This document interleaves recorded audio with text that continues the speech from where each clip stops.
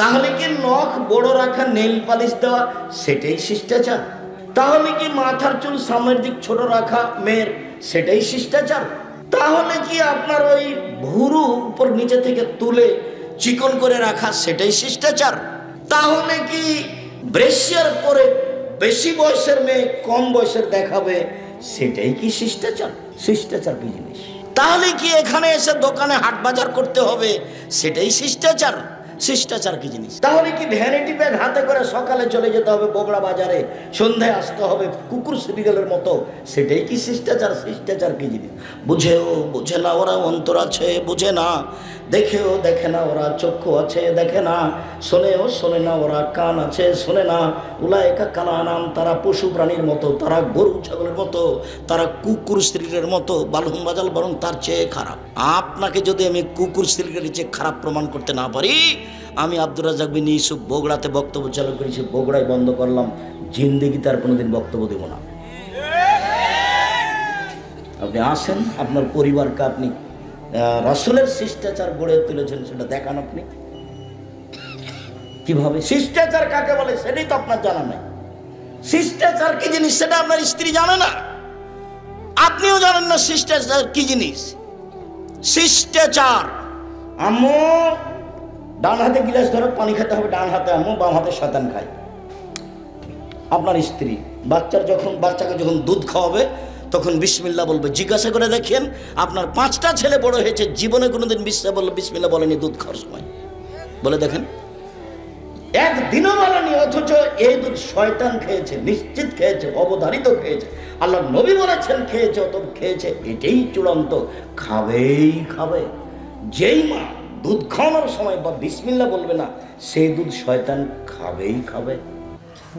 হাদিস তো বুখারী মুসলিম। শিষ্টাচার কি জিনিস?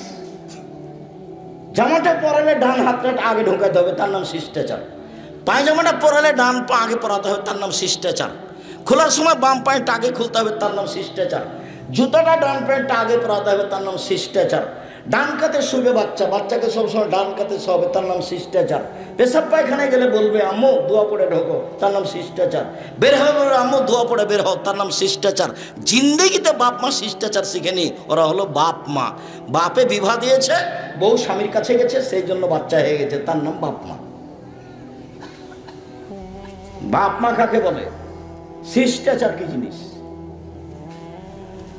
সব নবীর শিষ্টাচার 10টা, সব নবীর শিষ্টাচার 5টা, সব নবীর শিষ্টাচার 10টা, সব নবীর খাসলাত, অভ্যাস, স্বভাব 10টা। 1, মুখ ছোট করা, মুখ ব্লেড দিয়ে কাটা যাবে না, এটা নিষেধ, এটা শিষ্টাচার। 2, দাড়ি বড় করা, চেঁচে ফেলা কাবিরা গুনাহ, ছোট করাও কাবিরা গুনাহ। চেঁচে ফেললে ওর উপরে অভিশাপ হবে, কেন? এখন মহিলা হতে চাই, দাড়ি নাই কার? মহিলা তো চেঁচে ফেললেও মহিলা হতে চাই, সেই জন্য তার উপরে অভিশাপ হবে। সাথে সাথে তার চোখের পাওয়ার কমে যাবে, তার স্ত্রী মিলন ক্ষমতা কমে যাবে। 3, মেশক করতে হবে, সব নবীর খাসলাত, অভ্যাস। 4, কাজুল আসফার, নখ কেটে ফেলতে হবে পুরুষ নারী সবার। 5, নাথুলে বেতে বগলে লোম উঠিয়ে ফেলতে হবে, নারী পুরুষ একই হুকুম। ব্লেড ব্যবহার করা হবে না বগলের নিচের লোম উঠানোর জন্য। হালাকুল আনাত, নিচের লোম পরিষ্কার করতে হবে, ঊর্ধ্বে টাইম 40 দিন।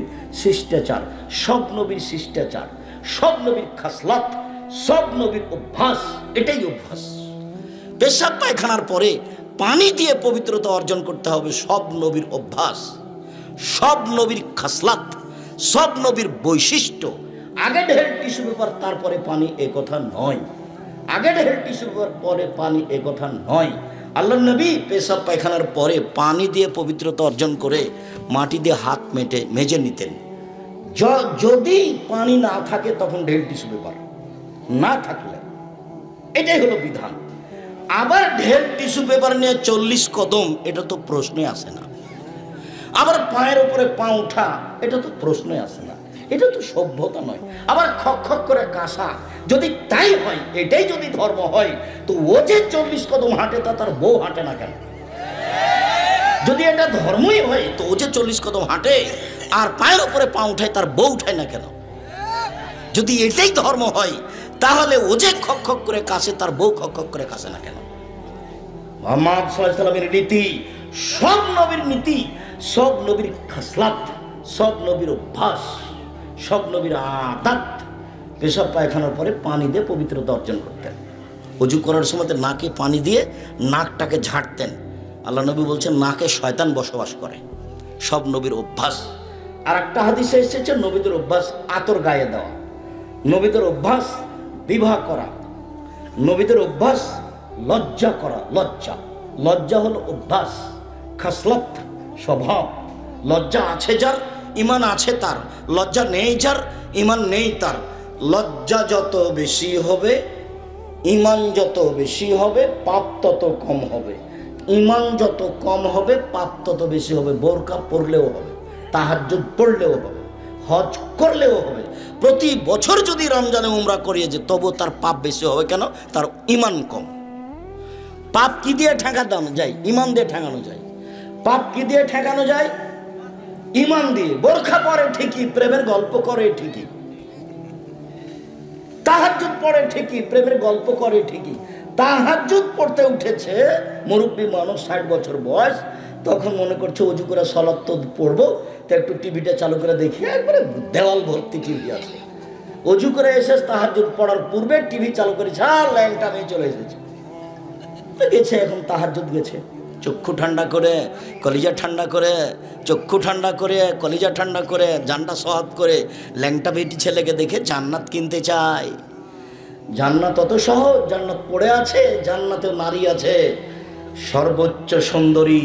আল্লাহ বলছেন ওরা এত সুন্দরী, জান্নাতের মেয়েরা এত সুন্দরী, ওরা এত সুন্দরী, ওদেরকে দেখে মনে হবে ঝিনুকের মধ্যে লুকানো মুক্তা। একথা আল্লাহ বলছে।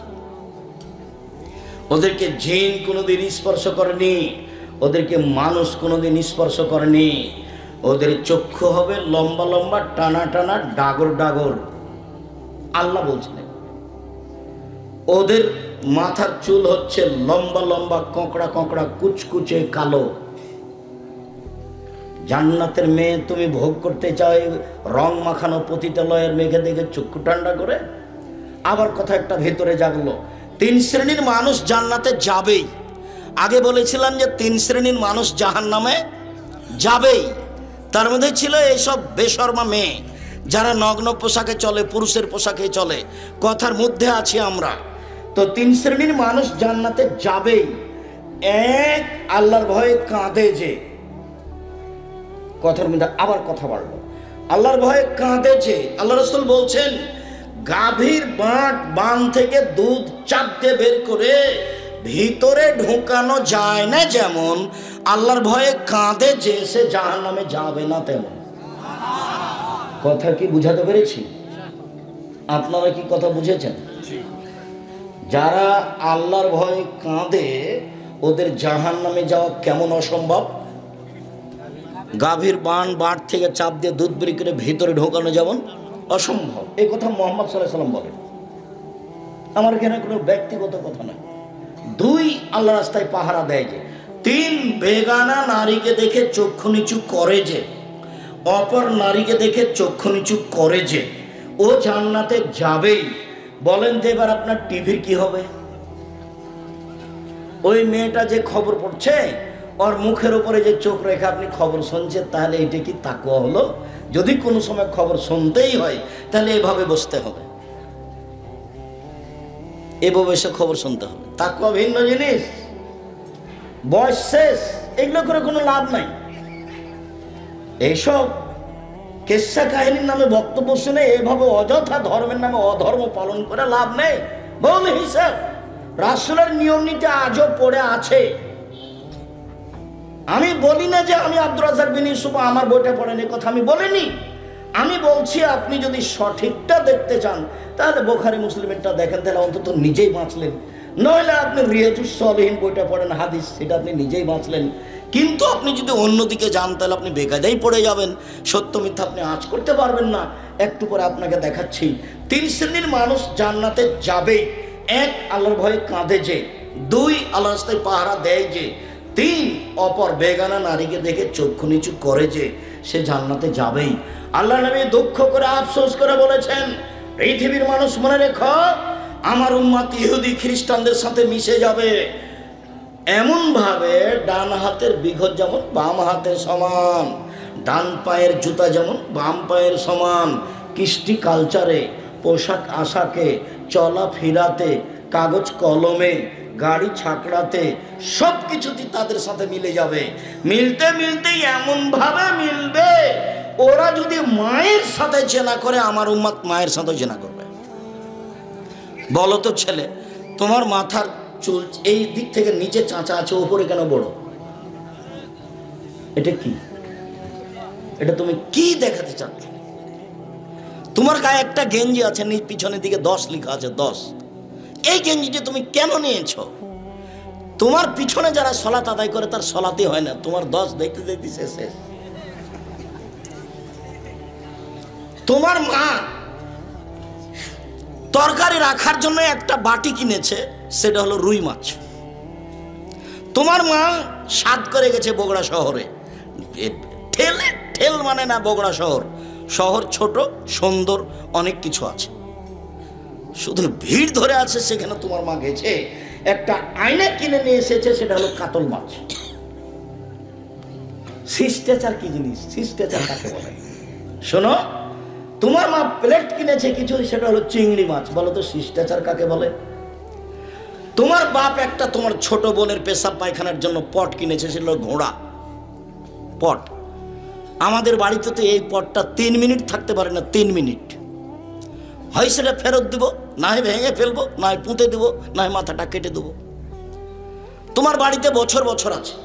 তোমাকে আর তোমার মাকে আর তোমার বাপকে যদি আমি আব্দুর রাজ্জাক বিন ইউসুফ অশিক্ষিত প্রমাণ করতে না পারি, জাতির সামনে বক্তব্য দেব না। এটা বগুড়া, রংপুর, দিনাজপুর, লালমনিরহাট, নীলফামারী, কুড়িগ্রাম, পঞ্চগড়, ঠাকুরগাঁ, গাইবান্ধা, জয়পুরহাট, এইসব ডিস্ট্রিক্টে 3টে জিনিস খারাপ আছে খুব বেশি অন্য জেলার চেয়ে। অন্য জেলাতে আছে তবে কম। 1, এরা বোনকে জমি দেয় না। 2, যৌতুক নেই। 3, বাড়ি ভালো করে ঘেরে না। সব জায়গায় যদি ফাঁকা হয় তো আপনি ঢুকবেন কোনখান দিয়ে? এটা তো দরজা লাগবে। যৌতুক নিয়েছেন কেন? তখন তো আমি বলেছি বাপ বেটা ভিক্ষা করে খাও। বাপ বেটা ভিক্ষা যদি কেউ না দেয়, এসব এলাকায় লক্ষ্মীকলার আশেপাশে বগুড়া ট্রেন স্টেশনে চলে যাবা, বাপ বেটা ভিক্ষা করে খাবা। ভিক্ষা করা টাকা দিয়ে চাউল কিনে ভাত খেয়ে বাদাত কবুল হবে, যৌতুকের টাকা দিয়ে চাউল কিনে ভাত খেয়ে বাদাত কবুল হবে না। এই যে বললাম, কোনো মায়ের বেটা ফতো এভাবে ধরতে পারবে না। জাতির যদি রাস্তাঘাট করে না দিতে পারি, জাতির যদি স্কুল কলেজ করে দিতে না পারি, জাতিকে চূড়ান্ত সঠিক ধর্ম দিতে পারবো ইনশাআল্লাহ। ধর্মের ব্যাপারে জাতিকে ফাঁকি দিয়ে পরকাল হারাতে রাজি নই। আগামীকাল সন্ধ্যা হতে হতে খাটলা, চৌকি বস্ত্র, টাকা পয়সা আর সাইকেল, মোটরসাইকেল সব ফেরত দিতে হবে। 24 ঘন্টার মধ্যে ফেরত দিতে হবে। আমি বলেছি, তোমার বাপকে যদি আমি কুকুর সিরিয়ালের চেয়ে খারাপ প্রমাণ করতে না পারি, আমি বক্তব্য দিব না। তোমার দাদা মারা 10 বছর হলো, তোমার দাদা 15 শতক জমি রেখে গেছে। তোমার বাপ নিবে 10 শতক, তোমার ফুফু নিবে 5 শতক। তোমার বাপ নিবে সকালে আর তোমার ফুফু নিবে বিকেলে। এইটা প্রমাণ করো দেখি আগে। একসাথেই নিবে। তোমার বাপকে বলে দিও আগামীকালকে গিয়ে বারাতে বলে দিও, আব্বা ভাগ্য নিয়ে এসেছি, আব্বা ভাগ্য ছেড়ে আসেনি, ভাগ্য আমার কাছে আছে।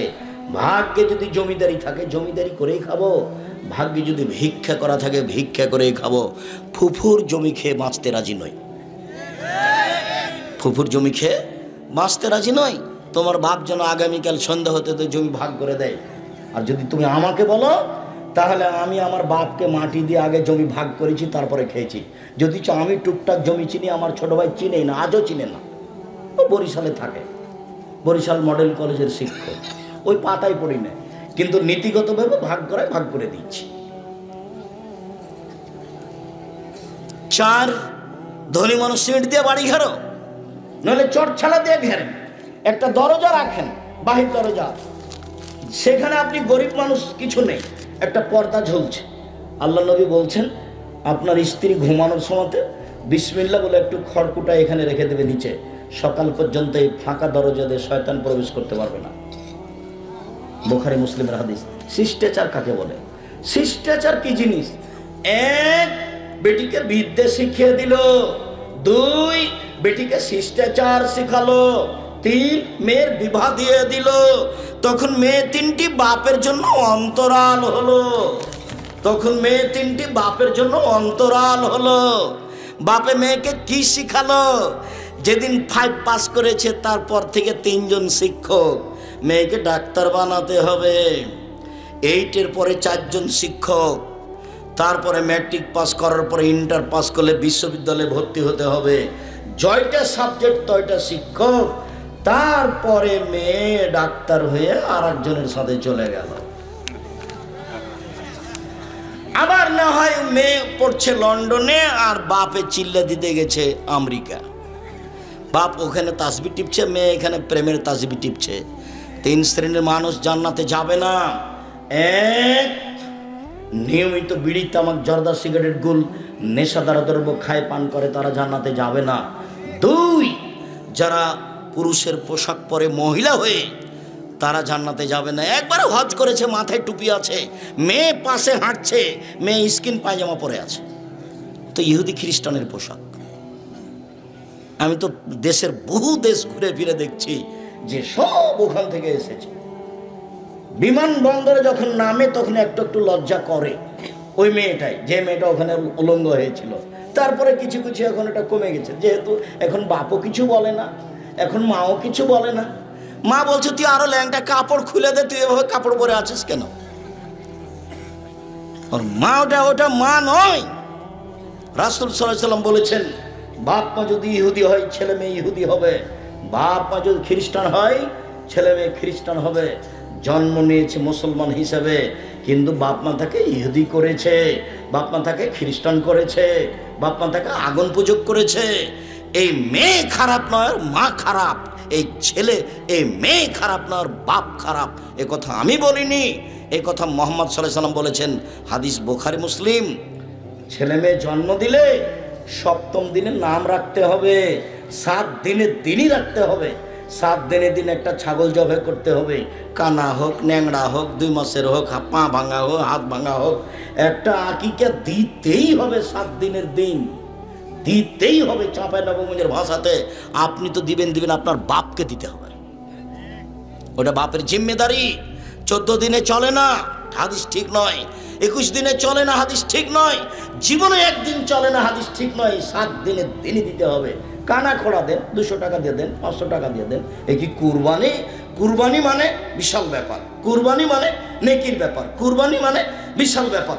চোখ ভালো কিনা দেখো, কান ভালো কিনা দেখো, পা ভালো কিনা দেখো, লেজ ভালো কিনা দেখো, খুর ঠিক আছে কিনা দেখো, তরু তাজা কিনা দেখো, সিং ঠিক আছে কিনা দেখো, সুন্দর ঝকঝকে টকটকে দিকে কিনা মোটা তাজা, নেকির ব্যাপার। ফাঁকি দেওয়ার কোনো সুযোগ নাই।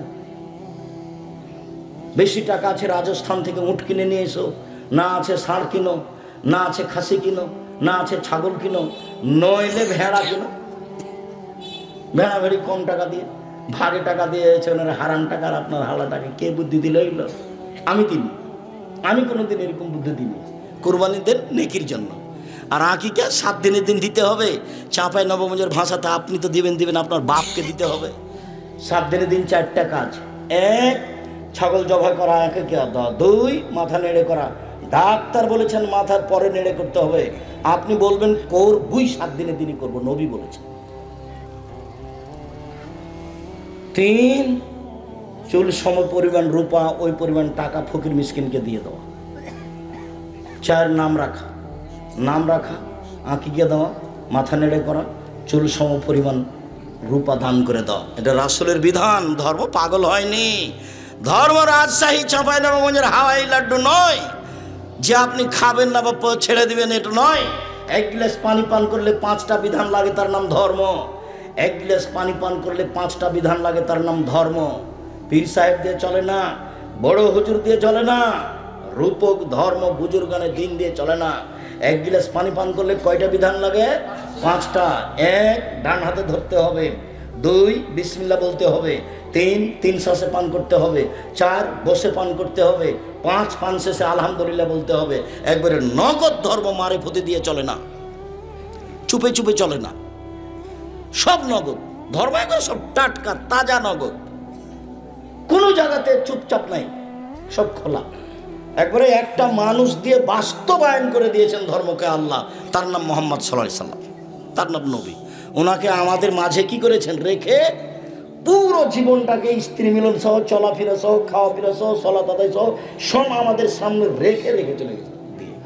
কি করতে হবে তাকে নগদ দেখা গেছে, সাহাবীরা সেটা করে রেখে গেছে, তাবেঈরা সেটা করে রেখে গেছে, এখানে গোপনীয় কিছু নেই। শুনুন সম্মানিত দিনী ভাই বোন, মহিলাদের কথা আর একটু বলে এখান থেকে চলে যায়, আমরা লম্বা আলোচনা না করি। মহিলাদের জন্য 4টা কাজ করলে জান্নাতের সব দরজা খোলা।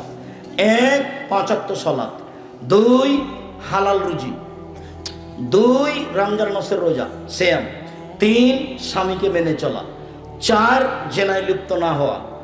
1 5 ওয়াক্ত সালাত, 2 রমজান মাসের সিয়াম রোজা, 3 স্বামীকে মেনে চলা। তিতা লাগলেও মানতে হবে, মিঠা লাগলেও মানতে হবে, স্বামীর মুখ খারাপ হলেও মানতে হবে। আব্দুর রাজ্জাক সাহেব, ওকে যে আমি সহ্যই করতে পারি রে, মাস কথা বলতে হয়, তাহলে খোলা তালাক করে নেন, কাজীর কাছে যান, খোলা করে নেন, 30 দিন পরে বিবাহ বসতে পাবেন, সমস্যা নেই। স্বামী ভালো হলেও আপনি খোলা তালাক নিতে পারেন, কোনো সমস্যা নাই। এ তো আপনি বলছেন তার মুখের দিকে আমি তাকাইতে পারি না, আপনি ঝুলন্ত অবস্থা আছেন কেন? পৃথিবী অনেক বড়, বিধান ও প্রশস্ত, আপনি তার সাথে থাকলে তাকে মেনেই চলতে হবে, জরুরি। যদি না মেনে চলেন খোলা তালাক করে নিতে হবে, এটাও জরুরি। আমি আপনার দিনী ভাই, আপনাকে পরামর্শ দিচ্ছি, তিতা লাগুক মিঠা লাগুক আপনি মেনেই চলেন, ভালো হবে। আর আপনার স্বামী যদি থাকে তাহলে তাকে বলি, মনে রাখবেন একটা কথা, আল্লাহ নবী বলেছেন খায়রুকুম লিআহলি ওয়া খায়রুল লিআহলি, পৃথিবীতে সবচেয়ে ভালো মানুষ সেই যে স্ত্রীর কাছে ভালো, পৃথিবীতে ভালো মানুষ সেই যে স্ত্রীর কাছে ভালো। আমি মুহাম্মদ সাল্লাল্লাহু আলাইহি সাল্লাম নিজে আমার স্ত্রীদের কাছে ভালো। খারাপ মানুষ সেই যে স্ত্রীর কাছে খারাপ। অতএব স্ত্রীকে মূল্যায়ন করার চেষ্টা করেন, ওকে অপমান করিয়েন না, জরুরি প্রয়োজন ছাড়া বাড়ির বাইরে যেতে দিয়েন না, নইলে আপনার ক্ষতি হবে। বিবাহের বাড়ি তো বহু দূরের কথা, হাট বাজার তো বহু দূরের কথা, জরুরি প্রয়োজন ছাড়া মায়ের বাড়ি, খালার বাড়ি, ফুফুর বাড়ি যেতে পারে না। এখানে দুপুর থেকে বাজার করছে, এটা তো বহু দূরের কথা। দেখলে আমি কষ্ট পাই, ওটা কিন্তু একজন মুসলিম মানুষের মেয়ে, আপনার মেয়ে, জবাব আপনাকে দিতে হবে। এবার চলেন এইটুকু রেখে চলে আসে এখানে। সম্মানিত দিনী ভাই বোন, আমার হাতের দিকে দেখেন, অল্প কয়েক মিনিট এক কোরআন মাজিদের আয়াত বুঝাই, এক খেয়ালে চেয়ে থাকবেন, 19-20 হয় না যেন। উপস্থিত বৈঠকের দিনই বোন, এই মেয়ে কথা বলছো কেন? এদিকে দেখো, আল্লাহ বলছে আতিউল্লাহ ওয়া আতিউর রাসূল ওয়া লা তুবতিলু আমালাকুম। পৃথিবীর মানুষ আল্লাহকে মানো, 1। 2 পৃথিবীর মানুষ নবীকে মানো, 3 পৃথিবীর মানুষ তোমরা তোমাদের আমলকে বাতিল করো না। 3 নম্বর বাক্যের সাথে আগের 2টা বাক্যের মিল নেই। আবার বুঝাই, 1 পৃথিবীর মানুষ আল্লাহকে মানো, আল্লাহ বলছেন, পৃথিবীর মানুষ নবীকে মানো। 3 নম্বর বাক্য যদি এমন হতো তাহলে ভালো হতো, তাহলে তোমরা জান্নাত পাবা। তাহলে মিল ছিল, 1 আল্লাহকে মানো, 2 নবীকে মানো, 3 তাহলে জান্নাত পাবা। এটাতে মিল হচ্ছে না কথাটা? কিন্তু আল্লাহ এভাবে বললেন না, 1 আল্লাহকে মানো, 2 নবীকে মানো, 3 তোমাদের আমল বাতিল করো না। বলেন তো শেষের বাক্যের সাথে আগের 2টার কি মিল হলো? মিল হয়নি। তো কি কথা তাহলে? 1 আল্লাহকে মানো মানে শিরক করো না, শিরক করলে 3 নম্বর আমল বাতিল হবেই। 2 নবীকে মানো মানে বেদাত করো না, বিদাত করলে আমল বাতিল হবেই। হুজুর যত বড়ই হোক, পাগড়ি যত বড়ই হোক, জুব্বা যত বড়ই হোক, বিচার মাঠে রেহাই হবে না। কবি নজরুল ইসলাম বলেছেন, মসজিদের পাশে কবর দিও ভাই, তাহলে এই গুনাহগার গোরাজাব হতে পাইবে রেহাই।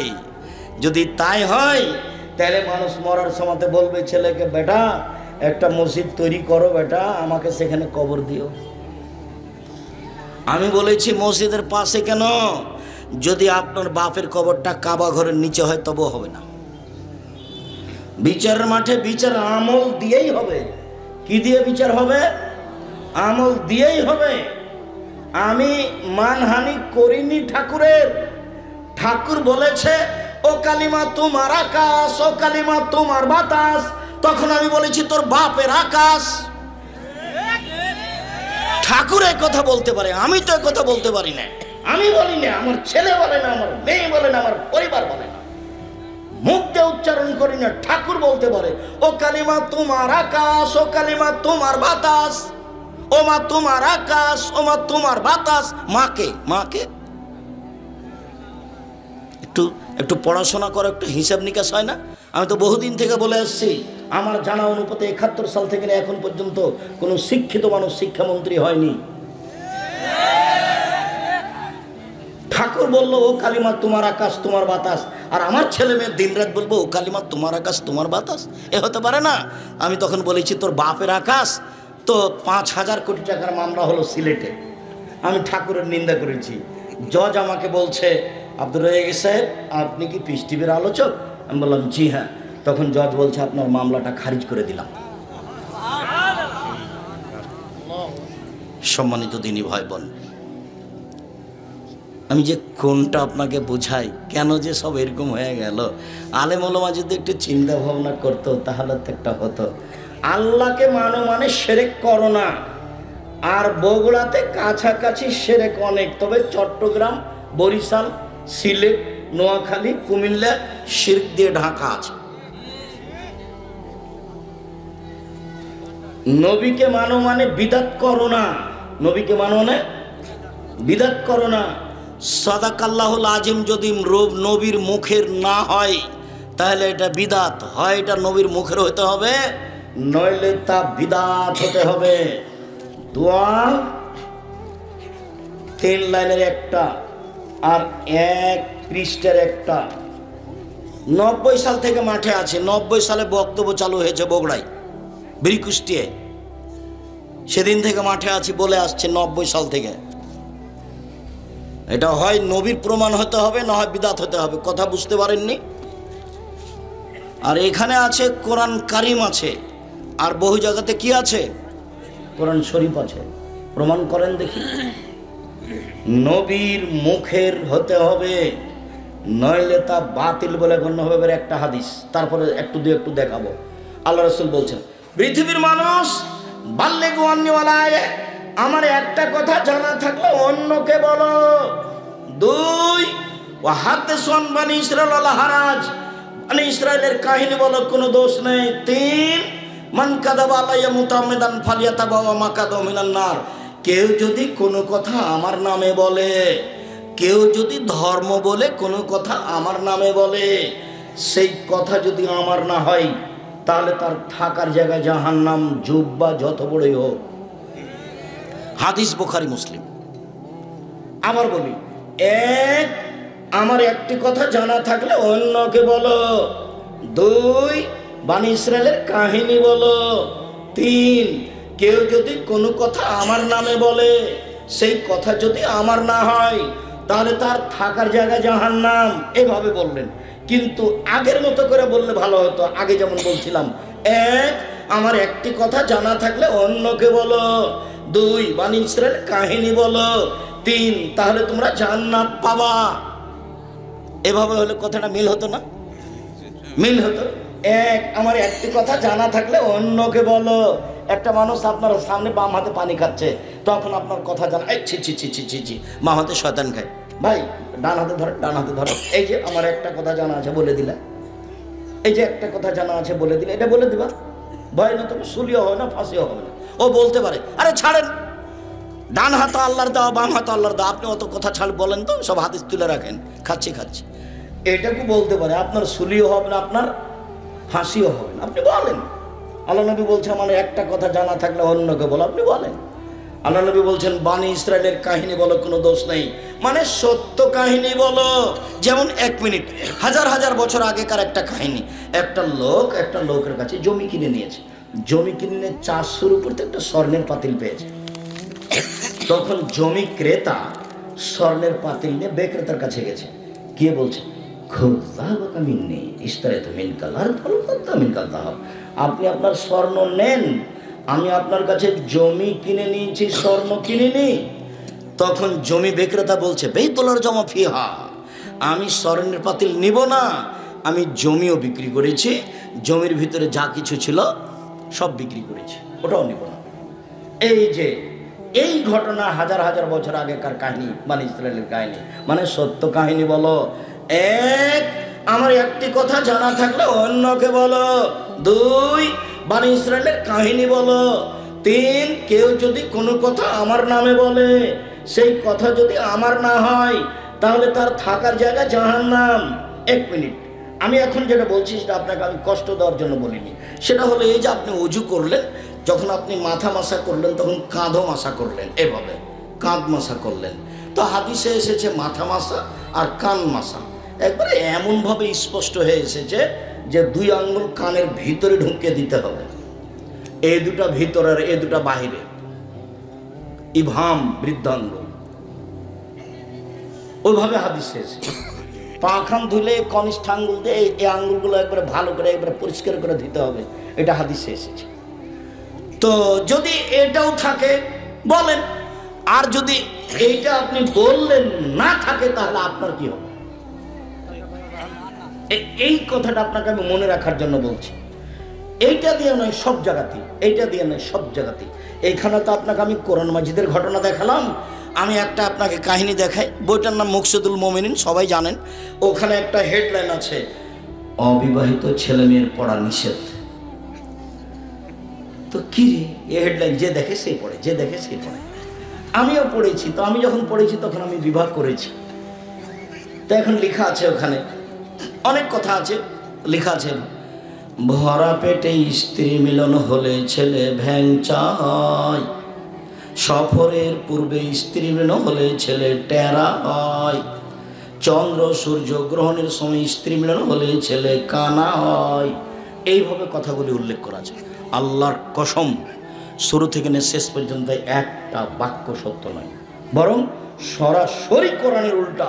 কোরআনে আল্লাহ বলছেন নিসাউকুম হারসুল্লাকুম ফাতু হারসাকুম, পৃথিবীর মানুষ তোমাদের স্ত্রী তোমাদের জমি, পৃথিবীর মানুষ তোমাদের স্ত্রী তোমাদের জমি, তোমাদের ক্ষেত, তোমরা তোমাদের খেতে আসো তোমাদের ইচ্ছে মতো, সকালেই কি, বিকালেই কি, দুপুরেই কি, ভরা পেটেই কি, সফরের পূর্বেই কি, চন্দ্রগ্রহণ লাগলেই কি আর না লাগলেই কি, এ কথা আল্লাহ বলে,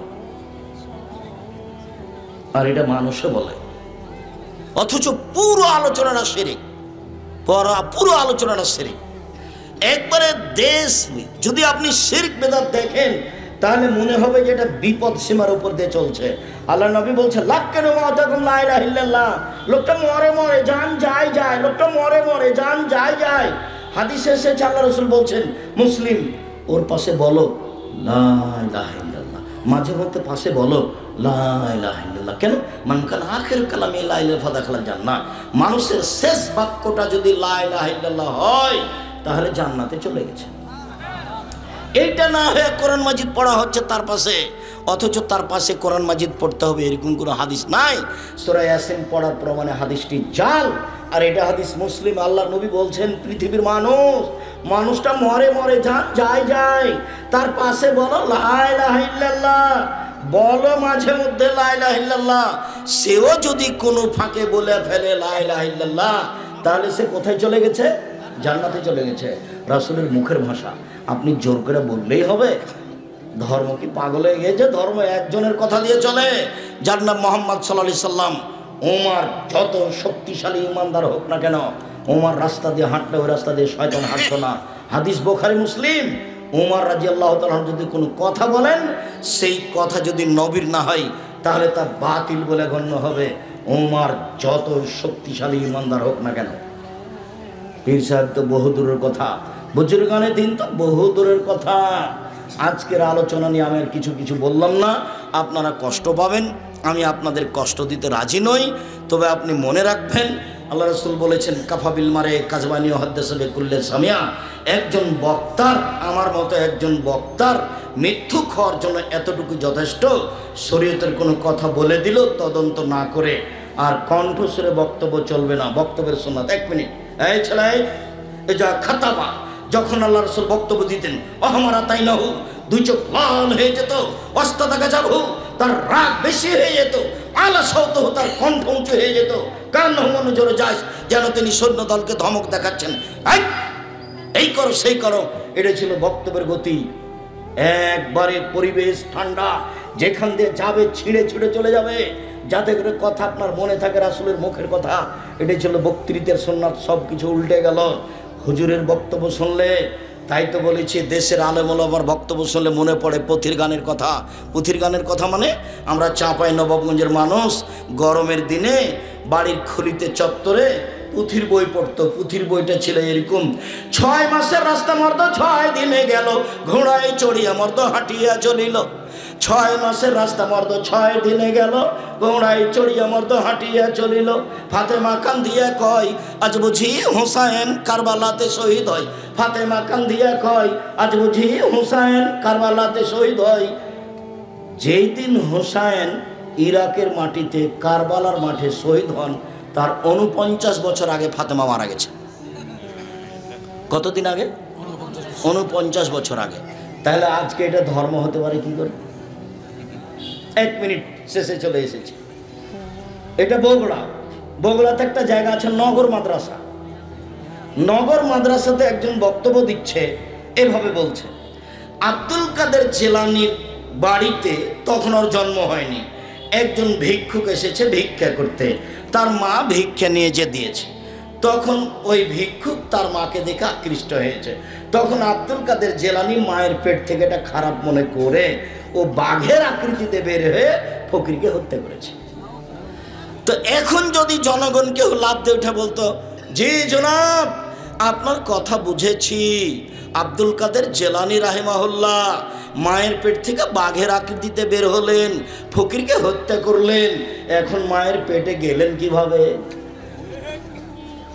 এটা হলে হতো। এটা ধর্ম? আব্দুল কাদের জিলানী রাহিমাহুল্লাহ যাচ্ছেন আকাশে। কোথায় যাচ্ছেন আপনি? আল্লাহর বিচার ভুল হয়ে গেছে, সেজন্য ঠিক করতে যাচ্ছে। কথা শেষ করলাম। সম্মানিত দিদি ভাই বোন, বিষয় ভিত্তিক বক্তব্য দিতে হবে আমাদেরকে।